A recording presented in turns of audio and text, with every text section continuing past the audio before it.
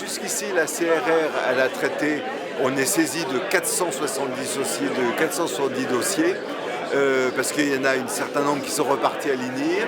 On en a réglé 80, on a rendu des décisions dans 80 de ces situations. Ça veut dire qu'on reçoit une nouvelle victime par jour, et que 85% des victimes étaient mineures, c'est très important.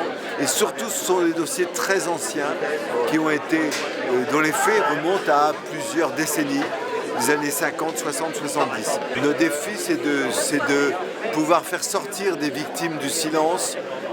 Plus de victimes ne trouvent que ce chiffre n'est pas suffisant par rapport à la masse des personnes qui sont probablement victimes. On se rend compte qu'on a énormément de matériaux à exploiter pour faire réfléchir les communautés, pour mieux connaître les dégâts commis sur des parcours de vie.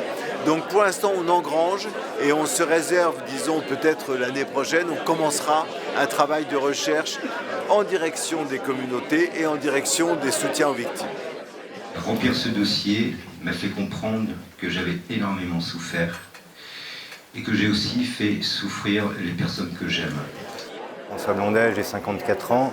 Oui, j'ai été victime à l'âge de 10 ans dans une école privée sur la région lilloise à Saint-Nicolas par un frère pendant 2 ans et demi. La CRR m'a permis de monter un dossier et de me faire avancer dans mon chemin de ce que j'appelle mon chemin de guérison. J'ai eu un contact début d'année. C'était un peu compliqué parce que le CRR se mettait un peu en route.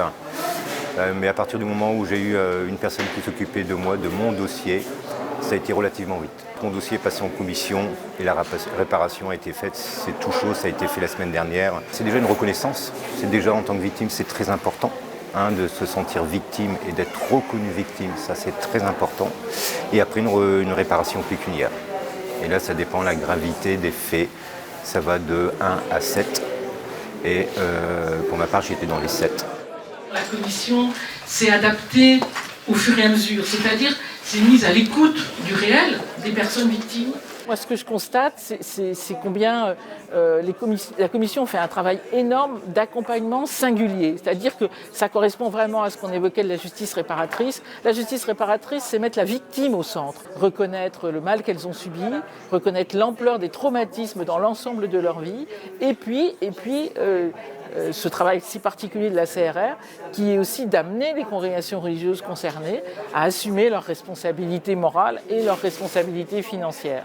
Tout ce que je peux dire et souhaite dire à ces personnes, c'est que si elles le souhaitent, à l'heure où elles le souhaitent, vraiment qu'elles puissent croire, y compris si elles ont été tant trahies par une communauté religieuse, qu'elles puissent croire que dans cette commission, elles seront pour de vrai reçues, pour de vrai entendues, pour de vrai crues et accompagnées dans ce processus. La commission met tout en place pour qu'il soit le plus humain possible, humanisé possible, grâce à une présence plus que bienveillante, compétente aussi, des membres de la commission. Parce que ce qu'on a constaté beaucoup pendant le travail de la CIAS, c'est que nous avons dans nos congrégations des victimes. Moi, dans ma congrégation féminine, j'ai rencontré des sœurs qui n'avaient jamais parlé à personne, y compris des sœurs centenaires victimes. Donc c'est aussi cela, l'importance de cette prise de parole et de ce travail interne, c'est aussi permettre à nos propres membres de dire des choses qu'ils ont pu vivre, souffrir, ou par d'autres membres de la congrégation, ou quand ils étaient enfants, peu importe. Donc ça provoque beaucoup de choses en interne.